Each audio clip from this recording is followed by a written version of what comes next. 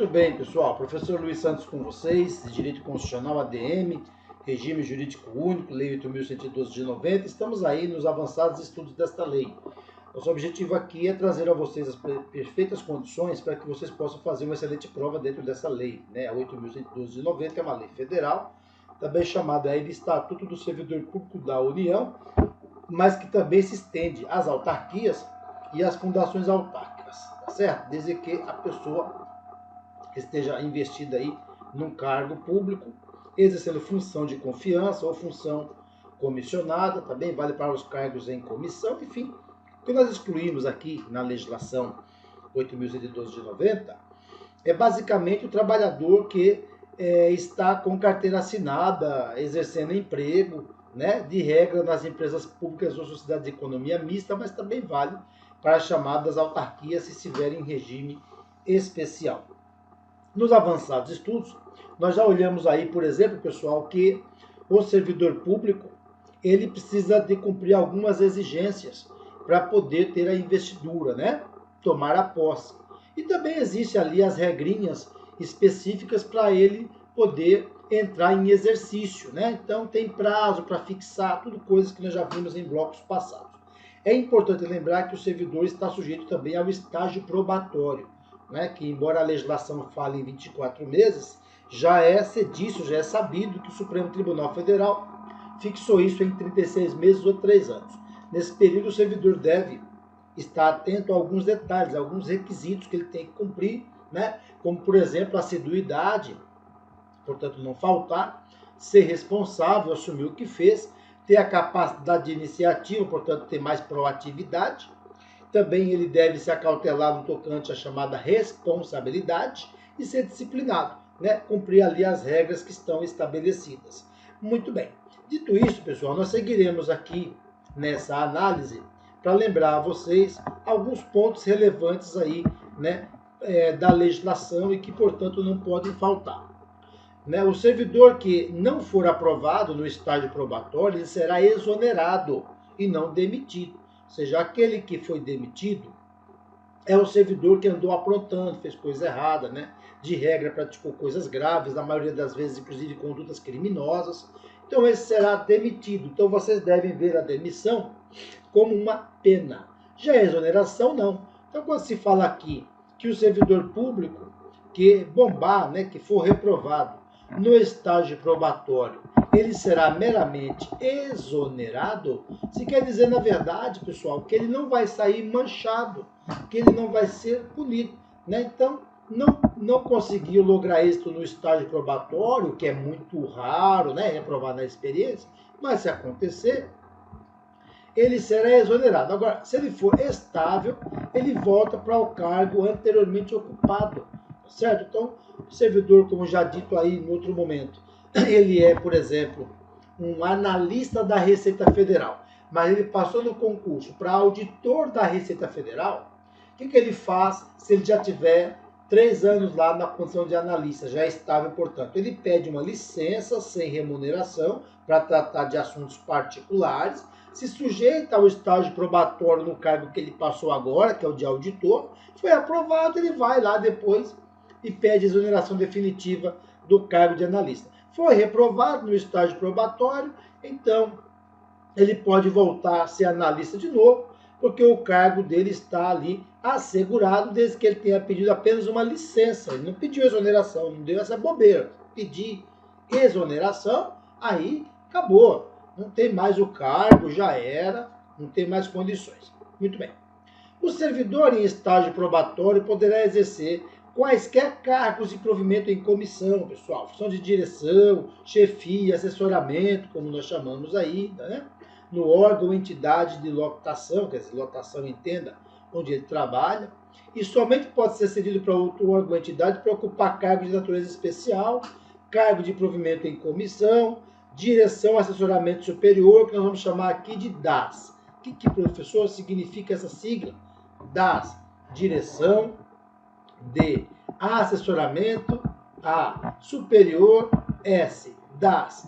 Então, o servidor público que estiver no estágio probatório, não há nenhum problema dele assumir esses cargos em comissão, onde ele será diretor, assessor, tá certo, pessoal? Trabalhar aí na área superior, portanto, nesses níveis que estão colocados aí no slide. O servidor que estiver em estágio probatório pode ser concedido licenças e afastamentos a eles também. Agora, está lá no artigo 81, nós vamos depois olhar, portanto, que é do inciso 1 a 4. Então, quer dizer, servidor que estiver ainda no estágio probatório, ele não terá todas as licenças. Ele não terá todas as licenças. Então, o que acontece, pessoal? Nós temos algumas licenças que ele não poderá receber. Por exemplo, uma licença para mandato classista, que é para servir ao sindicato. Então, se ele estiver no estágio probatório, ele não receberá a licença do mandato classista. Beleza? Existe uma outra licença que não vai ser dada a ele, que é a licença para capacitação. Essa licença para capacitação exige 5 anos no serviço público. Ora, se ele está no estágio probatório, ele nem completou 3 ainda. Então, ele também não tem direito à licença para capacitação. E existe uma derradeira também, que é para tratar de assuntos particulares. Para tratar de assuntos particulares. Aquela que ele tira, por exemplo, para submeter-se a estágio probatório relativo a outro cargo, quando ele passa em outro concurso. Tá certo? Lembra? Se não der certo lá nesse outro que ele passou, ele pode voltar, né? Ser reconduzido ali para o cargo que ele tinha anteriormente, mas é importante que ele já tenha os 3 anos na casa, porque senão também não será dada essa licença aqui. Aqui fica fácil entender. É só você lembrar do funkeiro conhecido aí, já falecido, que Deus o tenha, Mr. Catra, tá bom? MC Catra, você vai lembrar do MC Catra, para te ajudar na prova lá, mandato classista, licença para capacitação e também para tratar de assuntos particulares. Essas licenças, tudo bem? Essas licenças, o servidor que estiver cumprindo estágio probatório não terá direito a essas licenças. Tudo bem, pessoal? Não terá direito a essas licenças. Então, vou colocar aqui um nãozinho para você lembrar que não pode ir no show do Mr. Catra aquelas pessoas que estão ainda começando a vida e tal, né? É isso aí. Bem que não dá nem para ir mais no show do Catra, porque o Catra faleceu também, teve uma doença grave aí, há um tempo atrás, acabou morrendo. Mas eu continuo usando aqui para ajudar os meus alunos a fixar as regras da licença que não serão concedidas durante o estágio probatório. Perfeito, vamos em frente. O estágio probatório ficará suspenso durante as licenças, os afastamentos previstos na lei, bem assim nas hipóteses de participação em curso de formação, e será retomada a partir do término do impedimento. Ou seja, se a prova perguntar a vocês se é possível suspender o estágio probatório, ele não fica correndo por um período, a resposta é certa, né? Uma questão mais genérica. A questão mais específica, que quer saber quais são as hipóteses de suspender o estágio probatório, pessoal, aí só lendo mesmo o artigo 83, 84, esses que estão aqui. Acho difícil cair na prova, mas uma leitura sempre é bom. O servidor habilitado em concurso público e empossado em cargo de provimento efetivo adquire a estabilidade no serviço público ao completar 3 anos de efetivo exercício. Então, aqui onde está 2, que é, evidentemente, a redação dada em 1990, ela perdeu força em 1998 com a emenda constitucional 19 de 98. Portanto, a mesma regrinha que nós já tínhamos falado sobre o estágio probatório, nós vamos também aqui colocar sobre a estabilidade, em que você tem, imaginar o seguinte, esse artigo 21, consoante ao tempo para alcançar a estabilidade, foi revogado pelo artigo 41 da Constituição Federal, que eu recomendo você dar uma lidinha aí. Já a parte do estágio probatório, que nós olhamos, né, no bloco passado e fizemos algumas alusões nesse mesmo bloco, não é que houve uma mudança na Constituição, porque a Constituição sequer trata do estágio probatório, tá? Mas o que houve mesmo foi o entendimento do Supremo Tribunal Federal, em 2008, 2009, portanto já faz muitos anos, determinando que o servidor deve cumprir o estágio probatório em 3 anos ou 36 meses. Lá para cá já teve prova aí na banca do Sebrasp, né? E o que foi decidido ali no gabarito é que o estágio probatório tem duração de 3 anos, portanto. Então, fica tudo certo, sem nenhum problema, portanto. Muito bem. Consoante aqui ao artigo 29 da chamada recondução, é bom primeiro vocês se recordarem que a recondução é uma forma de provimento de cargo público, né? Então, o servidor público reprovou no estágio probatório e, portanto, ele foi agora reconduzido, né? Mas coloca-se aqui no artigo 29 algo a mais, né? Lá, a recondução é o retorno do servidor estável ao mesmo cargo que ele tinha antes e decorrerá, primeiro, a pessoa bombou no estágio probatório relativo a outro cargo, conforme já explicado. Outra hipótese, reintegração do anterior ocupante. Agora, o que aconteceu aqui, pessoal, nesse item 2 que está aqui na nossa pauta? Um servidor público que foi demitido, perdeu o cargo, acusado de crime, sabe Deus as razões, foi demitido, conseguiu provar a inocência, tá certo? Tanto no campo administrativo pode rolar essa reintegração, como também no campo judicial. Ele provou na justiça sobre a inocência dele, em decorrência disso, ele voltou à atividade. Ele foi, portanto, reintegrado ao mesmo cargo que ele ocupava antes. E aí é importante você saber que, nesse caso, ele vai ser reconduzido. De modo que você tem o Instituto da Reintegração para aquele que, evidentemente, provou a inocência e voltou, também é uma forma de provimento, e você tem aqui o Instituto da Recondução. Porque o que acontece? Se uma pessoa foi reintegrada, ela vai voltar para o mesmo cargo que ela tinha antes. No entanto, imagine que você está nesse cargo e agora você tem que sair, porque o reintegrado volta para o mesmo cargo que ocupava antes, e aí você vai voltar para o cargo que você tinha antes, se é que você tinha, né? Então você tinha lá o cargo X, foi para X1, né? O ocupante de X1 voltou, você volta para X. Então você está sendo reconduzido em razão do outro servidor que foi reintegrado. São institutos jurídicos diferentes, mas que vocês devem estudar aqui, portanto, em concomitante. Encontrando-se provido o cargo de origem, pode acontecer, você está em X, foi para X1, tá certo? O servidor foi demitido, você foi promovido. O servidor demitido é reintegrado, volta a ocupar X1, você volta para X, tá certo? Mas se X estiver preenchido, né? Fizeram lá um concurso, preencheram X. Então, você vai ser aproveitado em outro cargo. Observado aí o artigo 30. Isso aqui vale também para as máximas constitucionais lá do artigo 41, que é aproveitado em outro cargo, 41 da Constituição, tá? Aproveitado em outro cargo, colocado em disponibilidade, com remuneração proporcional ao tempo de serviço. São fatores que podem ocorrer também, tá certo? Dentro dos estudos que nós fazemos aqui do regime jurídico único e concomitante com regras de direito administrativo, com regras de direito constitucional. É isso. Perfeito. O retorno à atividade de servidor em disponibilidade far-se-á mediante aproveitamento. O servidor está em disponibilidade porque o cargo dele foi extinto, foi transformado, né? Ou o eventual ocupante da vaga voltou e você tem que ser reconduzido, mas não dá para reconduzir porque já tem alguém no seu cargo e você fica em casa ganhando sem trabalhar, em disponibilidade. Mas, a hora que vagar um cargo, você é chamado de volta. E esse chamado de volta chama-se aproveitamento, ok? Vai ser recolocado em atividade, né?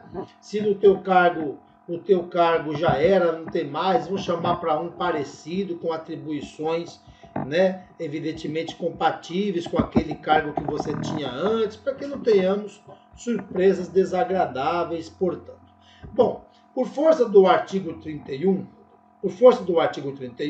o órgão central de sistema aí de pessoal civil, nós vamos chamar aqui de CIPEC, né, o CIPEC, vou tentar escrever aqui, o meu mouse é meio rebelde, mas às vezes ele me atende. Ok. CIPEC é o quê, pessoal? É Sistema Integrado de Pessoal Civil. É como se fosse, a bem da verdade, uma outra maneira de falar o RH.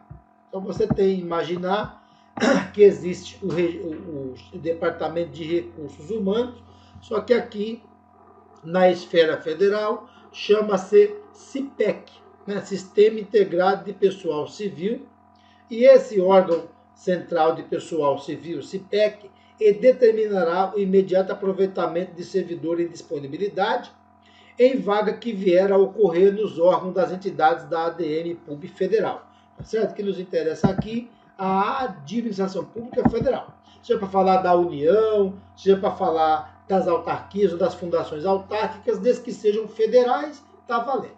Ok? Então, a ideia central aqui, que eu quero deixar vocês muito por dentro, é que existe, né, um Departamento de Recursos Humanos, um RH, que aqui chama pela sigla CIPEC, esse Sistema Integrado de Pessoal Civil, que vai fazendo, digamos assim, uma espécie de controle, né, uma listagem, digamos assim, daqueles servidores públicos federais que estão em casa, ganhando, sem trabalhar, que estão em disponibilidade, seja porque o cargo foi extinto, porque o cargo foi transformado, ou porque o anterior ocupante da vaga voltou para o cargo que tinha antes e não tinha onde colocar esse servidor que está lá ocupando. Então, é possível ocorrer esses fenômenos aí, lembrando sempre que o RH ele vai, tá certo, chamar de volta esse servidor para ele trabalhar quando aparecer um cargo evidentemente compatível, né? Tá aqui no parágrafo único, nas hipóteses do 3º do 37, o servidor posto em disponibilidade poderá ser mantido sob responsabilidade do órgão central do sistema de pessoal civil da ADM federal, que é esse tal de CIPEC, né, que já tinha escrito aqui em cima, esse Sistema Integrado de Pessoal Civil, até o adequado aproveitamento em outro órgão ou mesmo em outra entidade. Então, até que aconteça isso, o servidor está em casa, ganhando sem trabalhar, que é o que nós chamamos de disponibilidade, mas não é dizer que é uma oba-oba, que ninguém está de olho nele, ninguém está sabendo o que está acontecendo, ele está livre, leve e solto. Não é isso não. Existe sim esse órgão chamado CIPEC, que se encarrega de ficar ali, digamos que exercendo algum tipo de controle desses servidores que encontram-se atualmente em disponibilidade, que é quando ele está em casa ganhando sem trabalhar. Tá certo? Tudo bem, está na Constituição que ele recebe de maneira proporcional. Não é demais lembrar a vocês, se vier na sua prova, qual é o entendimento do Supremo Tribunal Federal sobre isso? Jurisprudência. Se a sua prova vai cair isso ou não, tem que olhar seu edital direitinho e ficar por dentro. Mas se perguntar de acordo com o entendimento do Supremo Tribunal Federal, ele vai receber de maneira integral e não proporcional. Então, de acordo com a Constituição, quem está em disponibilidade recebe remuneração proporcional ao tempo de serviço. Quem está em casa ganhando sem trabalhar, evidentemente nesse entendimento da Constituição. Se vier de acordo com o Supremo, recebe integral, deixe isso registrado. Muito bem. Será tornado sem efeito o aproveitamento e cassada a disponibilidade se o servidor não entrar em exercício no prazo legal, salvo doença comprovada por junta médica oficial. Ou seja, o servidor está em casa, ganhando sem trabalhar, em disponibilidade, será chamado, né, no chamado aproveitamento, vai ser, né, aproveitado. Se ele não voltar, ele então terá a sua disponibilidade cassada. Cassação, professor, não é punição? É punição. É punição, né? É punição, a não ser que ele prove lá por junta médica que ele não está muito bem de saúde, né? Está enfrentando alguns problemas, comprovado sempre por junta médica, tudo bem. Mas se não, ele vai, evidentemente, ter que voltar. E uma das consequências, quando não volta, galera, é que perde, né, a disponibilidade de maneira punitiva, na cassação. Está em casa ganhando sem trabalhar, agora não vai ganhar mais nada e vai ser punido, portanto. Então é uma previsão, evidentemente, tanto da legislação como da Constituição, o Instituto da Disponibilidade, mas que aqui, no caso concreto, vocês precisam ficar por dentro que existe penalidade para o servidor ativo. Ele pode ser demitido, suspenso, multado, advertido, e pena para o servidor inativo, que é aquele que já se aposentou ou que está em casa ganhando sem trabalhar em disponibilidade, e que poderá eventualmente perder essa disponibilidade pelo estudo da cassação. Tudo bem? Quando chegarmos no ponto de estudo das chamadas penas disciplinares, nós vamos conhecê-las lá, ó. Mas eu vou aqui cantando para você. Tem advertência, tem suspensão. A suspensão pode ser convertida em multa, dependendo da conveniência. Tem demissão, tem cassação de aposentadoria ou cassação de disponibilidade. E tem também a chamada destituição, tanto do cargo em comissão como da função comissionada, certo? Mas chegaremos lá oportunamente, vamos devagar aí com o andor. Só espero que vocês estejam conseguindo assimilar aí esses conhecimentos, é o nosso objetivo, portanto. Perfeito, e chegamos aqui, galerinha, nas hipóteses de vacância do cargo público, né? Então, as hipóteses de vacância, já foi dito aí no primeiro bloco de aula, né? Numa abertura mais, digamos que genérica da matéria.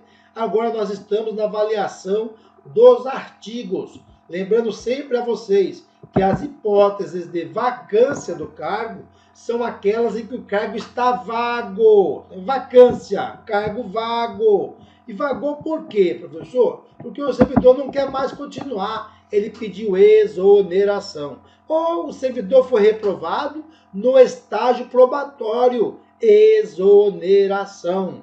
Então, lembre-se sempre que a exoneração, quando ela é a pedido, o servidor pediu, né? Passou no outro concurso, quer tocar a vida por lá, não quer mais ficar nesse cargo, pede exoneração, que não é pena. Mas eu posso também ter a chamada exoneração de ofício, que é o quê? A exoneração de ofício é quando o servidor público, ele, vamos assim dizer, reprovou no estágio probatório e foi exonerado.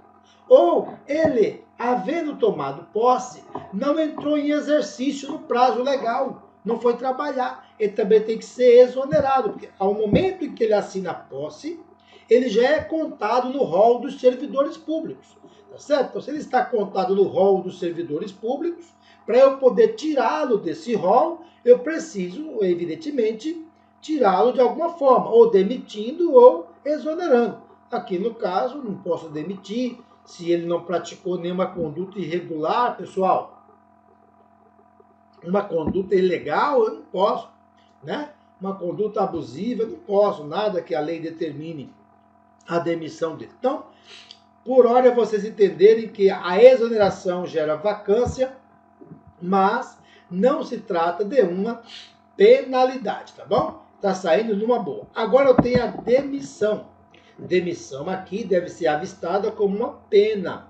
Então o servidor andou aprontando, fez coisa errada, praticou improbidade, praticou crime contra a administração pública, faltou por mais de 30 dias consecutivos, eventualmente faltou por 60 dias intercaladamente durante um ano.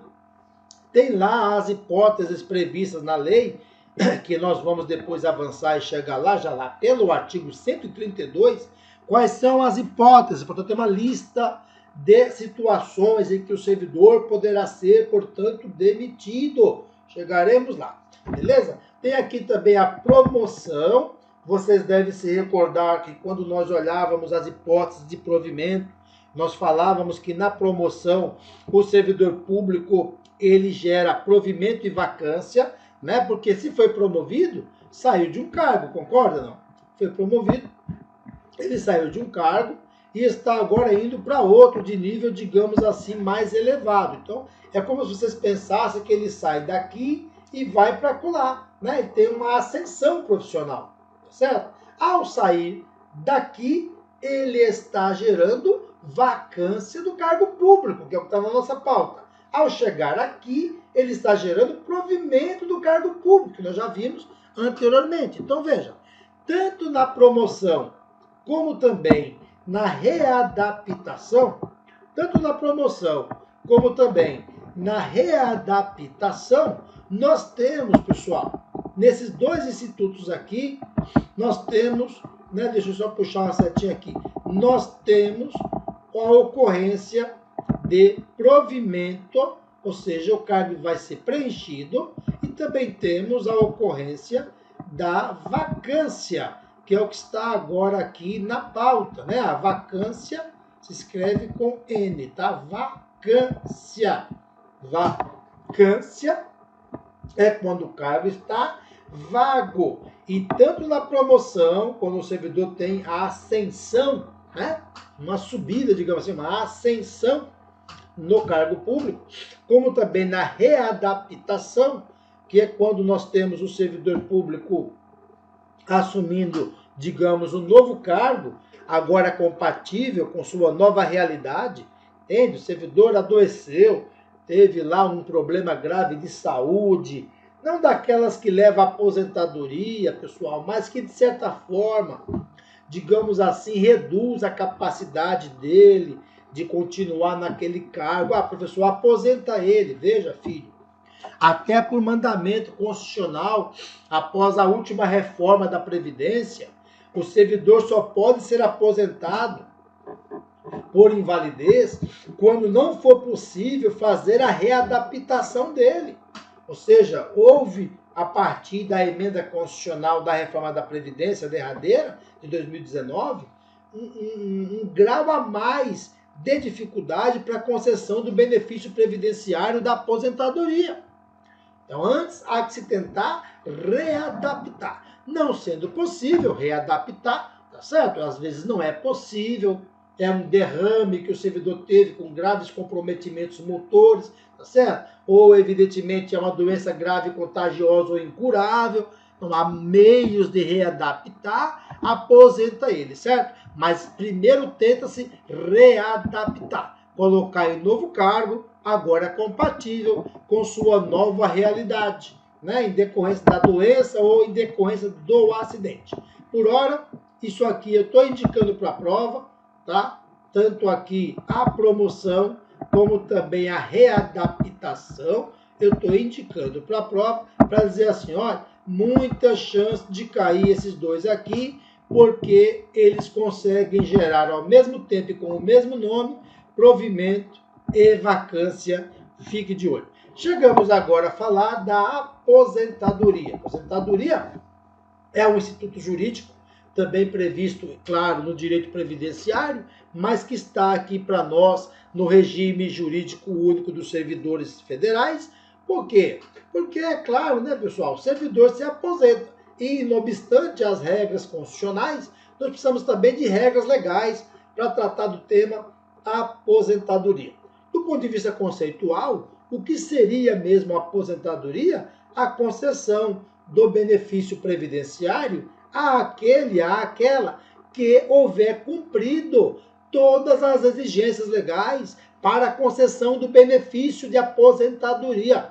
Lembrando vocês que nós temos essas regras, inclusive para a aposentadoria compulsória, tá certo? A compulsória é aquela que o servidor vai ter que se aposentar, queira ele ou não queira. Ou seja, a ideia da aposentadoria, que pode ser tanto a aposentadoria, né, espontânea, pediu evidentemente para se aposentar, porque já cumpriu as exigências legais, ou também pode ser essa compulsória, queira ou não queira, completou 75 anos de idade, vai ter que parar. Lei 152 de 2015, certo? É uma lei que complementa também essa que a gente está cuidando aqui. Quem for de carreiras especiais, por exemplo, policiais, vão se aposentar na compulsória aos 70 anos. Por isso, quando vocês chegarem no estudo do direito constitucional, vocês verão que lá tem a aposentadoria compulsória aos 70 ou aos 75 anos de idade, por conta de nós termos aposentadorias para servidores especiais, por exemplo, policiais, que vão se aposentar compulsoriamente aos 70, e, evidentemente, quem não estiver aí na lista dos especiais, vão se aposentar compulsoriamente aos 75 anos de idade. Perfeito, professor, mas quando eu estiver lendo lá, se aparecer 70 na lei, pois é, nós vamos chegar também nessa parte de estudo, mas já vou te alertando, tá, pessoal? Sempre que a Constituição Federal mudar uma regra essa que já constava anteriormente na lei, nós vamos fazer valer a regra constitucional. É como vocês imaginassem que a Constituição é a norma superior, é a norma suprema. O que a Constituição disser, as leis terão que se curvar. certo? Sejam aquelas que forem produzidas posteriormente, né, à Constituição ou suas emendas, e já aquelas que são anteriores à Constituição e suas emendas, meramente, quando se está estudando, se faz as devidas adequações. Perfeito. Outra hipótese de vacância. Posse em outro cargo quando não for possível acumular.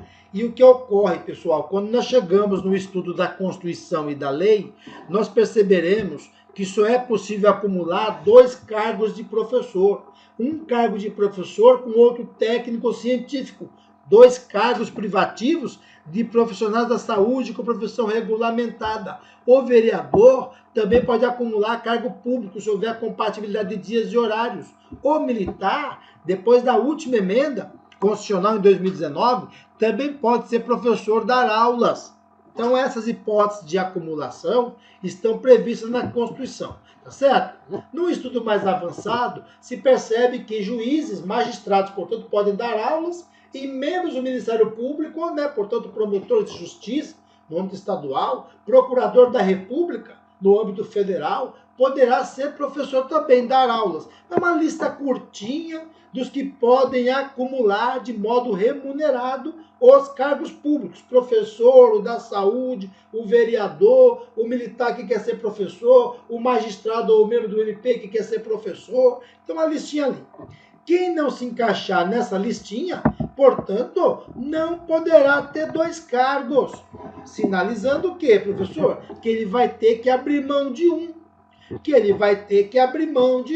Ou seja, vocês imaginem, você é técnico do INSS e passa no concurso para analista do INSS e você não vai poder ficar nos 2, porque não são acumuláveis. O que você vai ter que fazer? Você vai ter que escolher um. E é evidente, se você era técnico e agora passou para analista, ganha mais, né? Ganha o dobro, você vai fazer? Uai, você vai pedir exoneração de técnico e ser analista. Nos 2 não dá para ficar, né? Mas sempre lembrando as regrinhas que eu já trouxe para vocês aí anteriormente, que é possível pedir uma licença, né, pessoal, para tratar de assuntos particulares por até 3 anos, sem remuneração, né, ali do cargo de técnico, para poder submeter-se ao estágio probatório relativo ao analista. Finalizou lá, você decide o que você vai fazer da sua vida, né? Você quer, não, eu prefiro agora ser analista, passei a cumprir o estágio probatório. Firmeza, é o que normalmente acontece. Se der errado, né, bombou lá no estágio probatório, não conseguiu ser aprovado, volta a ser técnico, o cara está te esperando lá, chama-se recondução. As exigências é o que mesmo para fazer isso, pessoal? Que já seja estável no cargo de técnico, tenha lá os 3 anos nesse primeiro cargo e que não tenha saído havendo sido exonerado, tenha saído meramente para cumprir uma licença. Firmeza? Seguro? Muito bem. E por fim, nós temos aqui o falecimento. Então, o falecimento é uma das causas da vacância do cargo público, né? O servidor morreu, dia seguinte é publicado no Diário Oficial que o cargo entrou em vacância. Professor, quando o cargo está em vacância, ele está hábil para ser preenchido, para ter provimento? Claro que sim. Mas é importante que vocês compreendam que quando nós estamos aqui falando das hipóteses de vacância, nós estamos dizendo, pessoal, que o cargo por hora vagou, porque o servidor público pediu para sair, exoneração. Ou ele, eventualmente, reprovou no estágio probatório, exoneração. Ou ele, havendo tomado posse, não entrou em exercício no prazo legal, exoneração. Ou ele foi demitido, se ele foi demitido, ele andou praticando crime. Ou às vezes nem é crime, mas é uma conduta grave, excesso de falta, tem lá as hipóteses. Então ele foi demitido, isso é manchado, porque a demissão é pena. Ou ele foi promovido, saiu de um cargo de menor estatura, né, ascendendo a um cargo de maior estatura, gerando vacância e provimento ao mesmo tempo, né, porque a promoção consegue isso. Sai daqui pela promoção, chega no outro pela promoção. Readaptação, o servidor agora vai ser colocado em novo cargo compatível com sua nova realidade, por doenças ou acidentes. Evidentemente que, quando não for possível readaptar, vai aposentar, mas é importante fazer a tentativa aí da readaptação. gerando provimento e vacância ao mesmo tempo e com o mesmo nome. Servidor cumpriu as exigências previstas na legislação, tem direito à aposentadoria, então esse está aposentado, o cargo vagou. Posse em outro cargo inacumulável, né? Nós falamos aqui quais são as hipóteses dos cargos acumuláveis previstos na Constituição e na lei. Falamos da saúde, falamos dos professores, falamos do vereador, falamos do militar, que pode ser professor também agora, falamos do magistrado, do membro do MP, que pode também acumular com o magistério, e por fim, o falecimento, o servidor faleceu, o cargo vagou automaticamente. Seguro? Bora agora fazer questões, ficar aí por dentro de como vem na prova. As questões, portanto, são importantes para evoluir no concurso, treinando, portanto, aí, beleza. Nos termos da Lei 8.112/90, especialmente no que tange a nomeação e a posse, julgue os itens a seguir. Então, nós temos que pensar aqui que a questão veio sobre a Lei 8.112/90, que é o nosso objetivo aqui, e o assunto é nomeação e o assunto é posse. Ou seja, o que o examinador está já deixando claro para o candidato no concurso, que a pergunta que vem a seguir vai cuidar de dois institutos jurídicos previstos na Lei 8.112, qual seja a nomeação, para quem está chegando agora, e a posse, que é aquele documento que deve ser assinado. Lembra, pessoal? Que a posse é a assinatura do termo onde constam as responsabilidades, as atribuições relativas ali ao cargo ocupado. Beleza.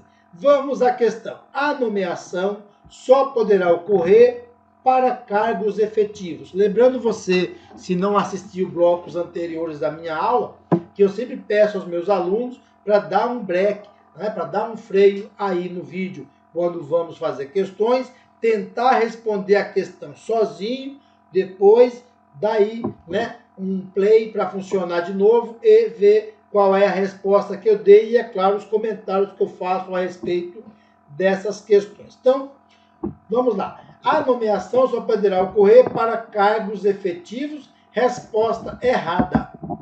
Há um equívoco de quem estuda esse regime jurídico dos servidores, portanto, esse estatuto, de achar que esse estatuto ele cuida somente dos cargos efetivos. É um erro. Ele cuida também dos cargos em comissão, das funções de confiança e das funções comissionadas. O que está fora desse regime jurídico único do servidor é apenas o emprego público.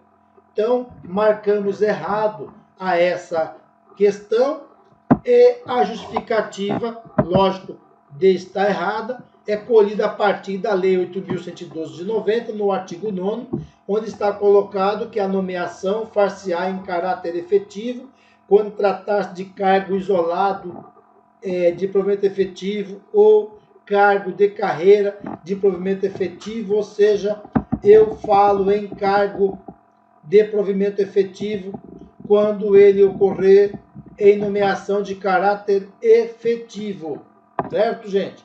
Que é o que vocês buscam aqui estudando. Mas isso aqui é o item 1. Olhem que também tem o item 2. A nomeação far-se-á em comissão.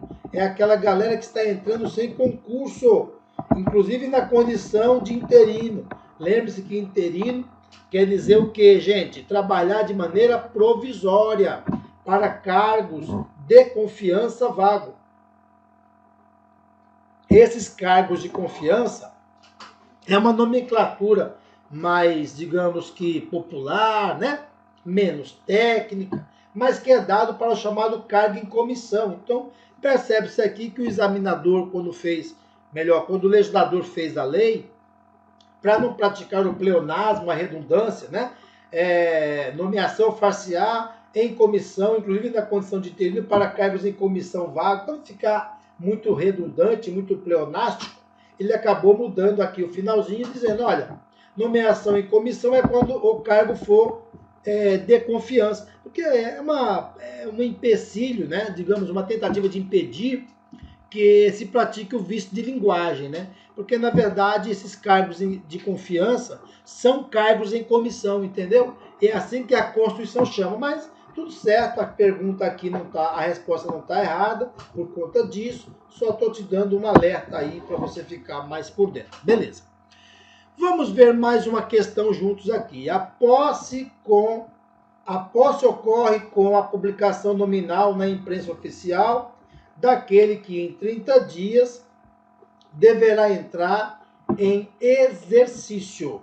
A posse ocorre com a publicação nominal na imprensa oficial daquele que em 30 dias deverá entrar em exercício. Cuidado, pessoal, com essas ratoeiras aqui, com esses pega-ratão. A pessoa fala aqui, ó, 30 dias, então, beleza, é realmente esse o prazo previsto lá no artigo 13 da Lei 8.112 de 90 para que ocorra a posse e vai errar na prova. Tá errado aqui, pessoal. Mas por que tá errado, gente? Porque a posse ocorre com a assinatura, tá certo, pessoal? Não é com a publicação nominal na imprensa oficial.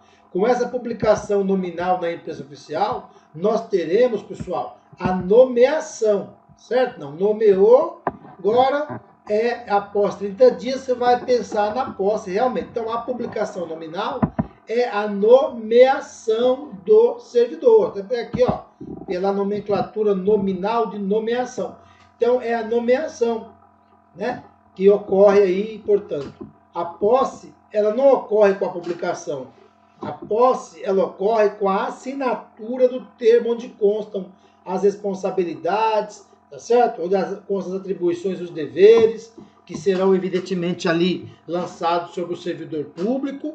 Então, marcamos errado, partimos agora para a justificativa da nossa resposta, né? Então, a Lei 8.112 de 90, lá pelo artigo 13, diz que a posse dar-se-á pela assinatura do respectivo termo, no qual deverão constar as atribuições, os deveres, as responsabilidades e os direitos inerentes ao cargo que vai ser ocupado, portanto, a partir dessa assinatura, lembrando sempre que depois que toma posse, havendo sido nomeado para o cargo, ele deverá entrar em exercício em 15 dias, né? Nós já olhamos isso aí no outro momento. Tem lá também as variações que devem ser observadas, mas digamos que seria essa, portanto, a regra, ok?